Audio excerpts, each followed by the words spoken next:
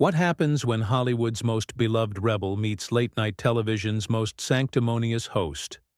You won't believe what unfolds when Johnny Depp sits down with Stephen Colbert, and the conversation takes a shocking turn that leaves the entire studio speechless. This isn't your typical celebrity interview gone wrong. This is a complete meltdown that exposes the dark side of late-night television and proves that some hosts will stop at nothing to humiliate their guests for ratings.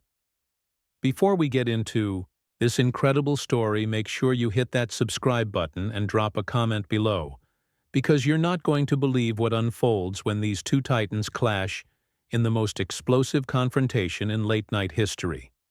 The Late Show with Stephen Colbert was supposed to be another routine celebrity appearance. Johnny Depp had agreed to the interview to promote his latest independent film project, something he rarely does on mainstream television anymore. The audience was electric with anticipation as they waited for one of Hollywood's most enigmatic figures to grace the stage. What they got instead was a masterclass in how not to treat a guest, courtesy of their host. As the familiar theme music played and the cameras rolled, Stephen Colbert delivered his opening monologue with his trademark smug grin. But tonight, something felt different. There was an edge to his delivery, a hint of malice that seasoned viewers might have recognized as trouble brewing. The comedian had clearly done his homework, and not in a good way. "Ladies and gentlemen, please welcome the man who's made piracy fashionable again, Johnny Depp," Colbert announced with theatrical flourish. The audience erupted in applause as Depp emerged from backstage, his signature swagger intact despite the years of public scrutiny he'd endured. He wore a perfectly tailored dark suit with subtle jewelry accents, looking every bit the movie star icon that had captivated audiences for decades. The two men shook hands for the cameras, but those watching closely might have noticed the tension in Colbert's grip, the way his smile didn't quite reach his eyes. Depp settled into the guest chair with practiced ease, seemingly unaware of what was about to unfold. "Johnny, Johnny," Colbert began, his voice dripping with false warmth. "It's so good to have you here. I have to say, you look great. For someone who's been through, well, let's call it a challenging few years." The first red flag. Any seasoned talk show host knows that opening with a reference to a guest's personal struggles is crossing a line, but Colbert pressed forward, with the kind of calculated cruelty that would define the entire interview. Depp's expression flickered almost imperceptibly. "Thank you, Stephen. It's good to be here," he replied diplomatically, though his voice carried a subtle warning that most people would have heeded. "Now, I have to ask," Colbert continued, leaning forward with the predatory instinct of a shark, smelling blood. "When you were going through all that legal drama, did you ever think about retiring from acting? I mean, some people might say it would have been the honorable thing to do." The studio fell silent. This wasn't playful banter or even tough journalism. This was a deliberate attempt to humiliate a guest on national television. Depp's jaw tightened, slightly, but he maintained his composure with the skill of someone who'd been in the public eye for over 3 decades. "I think honor means different things to different people, doesn't it, Stephen?" Depp responded, his voice steady but with an underlying steel that suggested Colbert was treading on dangerous ground. But Stephen Colbert, drunk on his own, perceived moral superiority and the power of his platform, had no intention of backing down. What happened next would transform a simple celebrity interview into the most talked-about confrontation in late-night television history. And it was just the beginning of Johnny Depp's night from hell. The host's eyes gleamed with malicious intent as he shuffled through his note cards, clearly relishing the moment. "You know, Johnny, I've been doing some research," Colbert said, his voice taking on the tone of a prosecutor delivering a closing argument. "And I found some fascinating quotes from your past relationships. Would you like me to read them on air?" The threat hung in the air like a loaded weapon.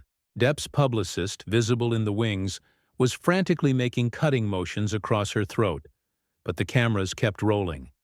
This was live television, and there was no stopping what was about to unfold.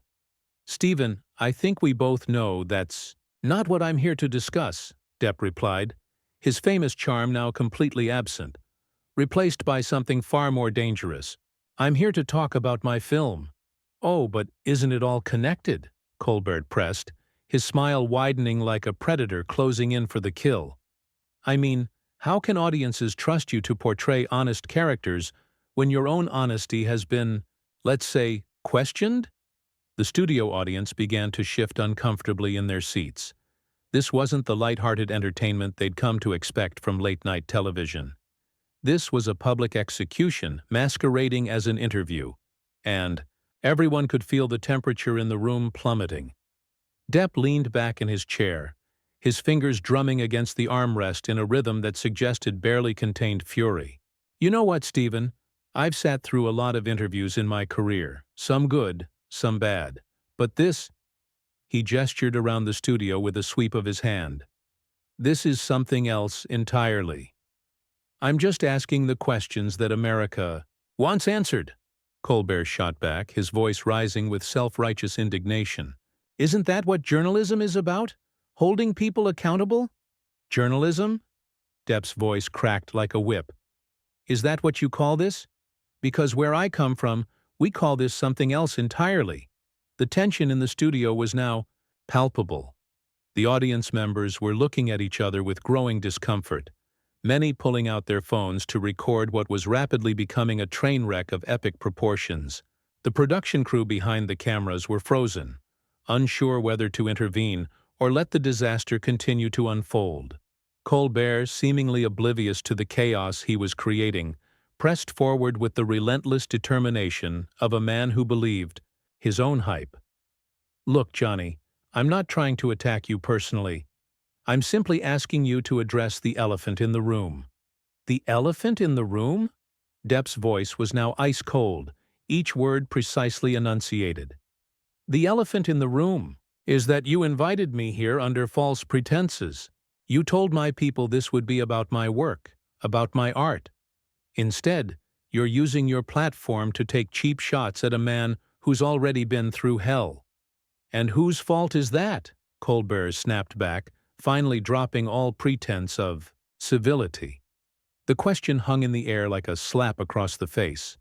Even the most seasoned talk show veterans in the audience knew that Colbert had just crossed a line from which there was no return.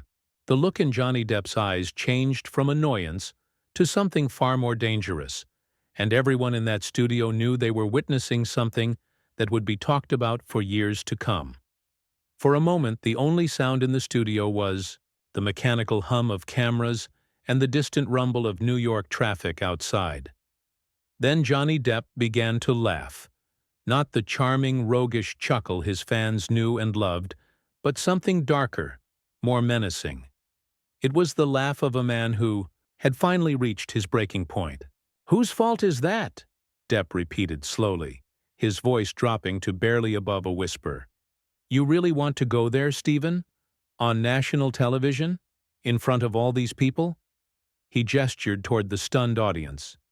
Because I don't think you're prepared for that conversation. Colbert, perhaps finally sensing he might have pushed too far, attempted to backtrack with his trademark smirk. Now, Johnny, I think you're taking this a bit too seriously. This is comedy, remember? Late-night television? Comedy? Depp's voice exploded across the studio like thunder. He leaned forward in his chair, his entire demeanor transformed from Hollywood charmer to something primal and dangerous. You think destroying someone's reputation for laughs is comedy? You think kicking a man when he's down is entertainment?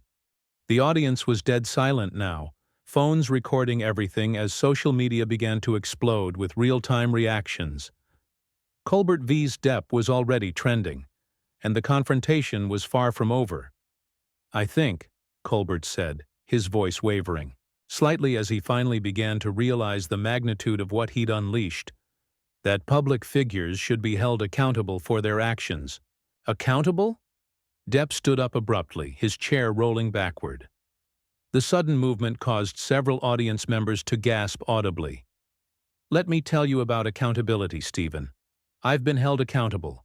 I've been dragged through courts, through the media, through hell itself, I've lost work. I've lost friends. I've lost pieces of my soul that I'll never get back. His voice was rising now, years of suppressed rage and pain pouring out in a torrent that couldn't be stopped. But you? What have you ever been held accountable for? Sitting behind this desk, throwing stones at people from your glass house? Making jokes about other people's pain while you collect your paycheck and sleep soundly in your comfortable bed? Colbert's face had gone pale. The master of political satire, the man who'd built his career on eviscerating powerful figures, suddenly found himself on the receiving end of a verbal assault that made his sharpest monologues look like gentle ribbing. "Johnny, please," Colbert stammered. "Let's just take a breath here and—" "No!" Depp's voice cracked like a whip. "You don't get to take a breath after what you just did. You brought me here under false pretenses. You ambushed me with personal attacks, and then you had the audacity to ask whose fault my suffering is? Well, congratulations, Stephen. Tonight, it's yours." The studio was in complete chaos now. Production. Assistants were running around frantically. The director was shouting instructions through headsets, and the audience was on the edge of their seats, unsure whether they should be cheering or calling security. But Johnny Depp wasn't finished. Not by a long shot. What happened next would cement this confrontation as the most explosive moment in late-night television history. And Stephen Colbert was about to learn that some guests don't go quietly into the night.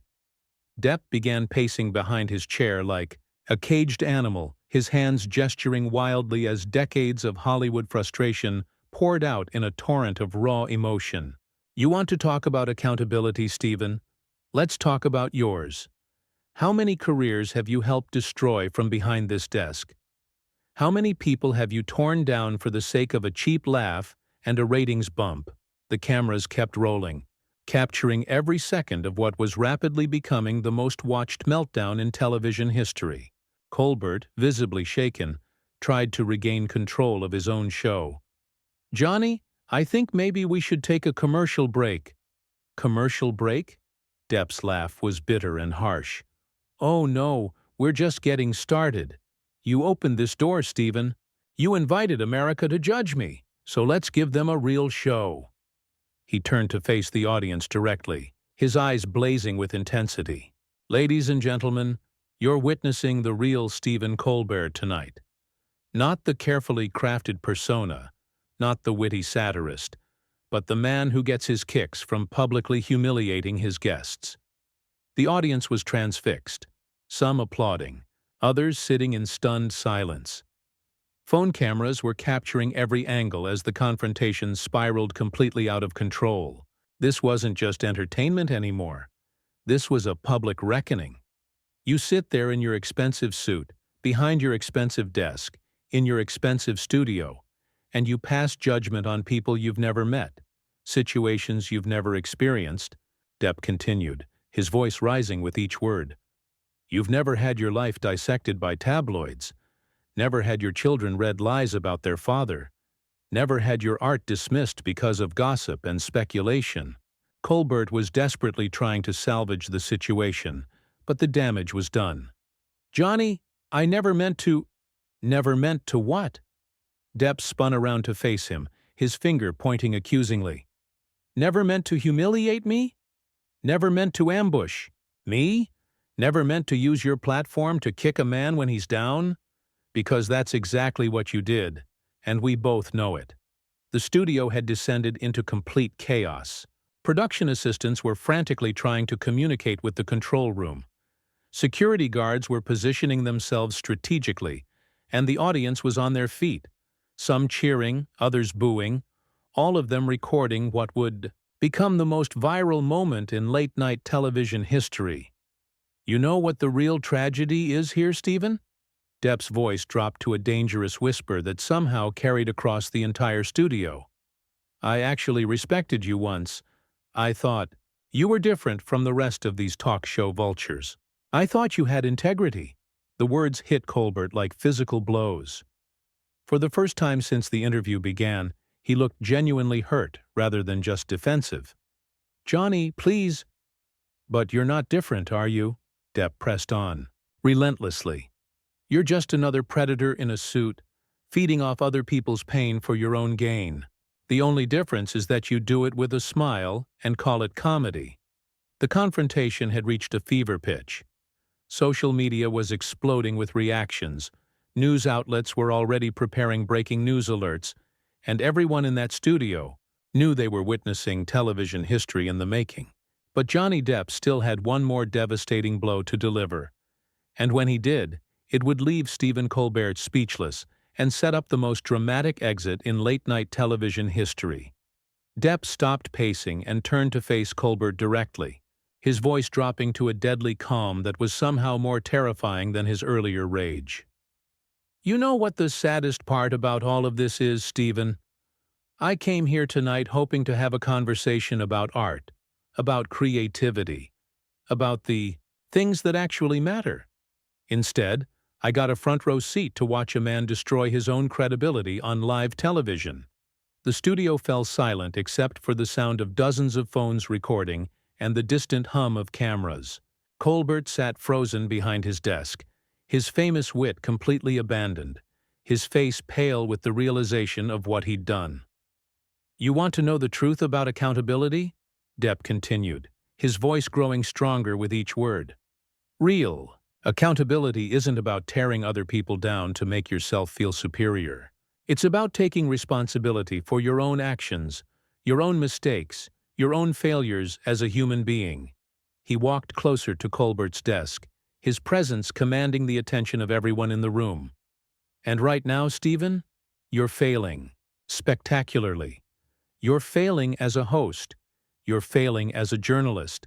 And most importantly, you're failing as a decent human being." The audience was completely captivated, some wiping away tears, others shaking their heads in disbelief at what they were witnessing. This wasn't just a celebrity meltdown. This was a masterclass in dignity under fire, delivered by a man who had been pushed beyond his breaking point. "I've spent the last few years learning some hard lessons about humility, about grace, about what it means to rebuild your life when everything falls apart," Depp said, his voice now carrying a weight that transcended the chaos of the moment. "But you're still living in your bubble, thinking you're untouchable, thinking you can destroy people for entertainment without consequences." Colbert finally found his voice, though it came out as barely a whisper. "Johnny, I'm sorry. I didn't mean for this to—" "Too late for apologies, Stephen," Depp cut him off, his tone final and unforgiving. "You made your choice the moment you decided to ambush me instead of treating me with basic human respect. Now you get to live with the consequences." Without another word, Johnny Depp began removing his microphone, his movements deliberate and controlled. The studio was so quiet you could hear the microphone pack being unclipped from his jacket. He straightened his suit, ran a hand through his hair, and looked out at the audience one final time. "Ladies and gentlemen," he said, his voice carrying across the stunned studio, "I want to thank you for witnessing this tonight. Not because I'm proud of what happened here, but because sometimes the truth needs to be seen. Sometimes people need to be held accountable for their actions, even when those people have their own television shows." He turned back to Colbert one last time, and for a moment, there was something almost pitying in his expression. "Good luck explaining this to your producers, Stephen. Good luck explaining this to your audience. And good luck living with yourself after tonight." With that, Johnny Depp walked off the stage with the same dignity he'd carried for decades, leaving behind a studio in complete chaos, a host in ruins, and a television moment that would be analyzed, discussed, and remembered for years to come. The cameras kept rolling as Colbert sat alone at his desk, finally understanding that some lines should never be crossed, and some guests fight back harder than you ever imagined possible.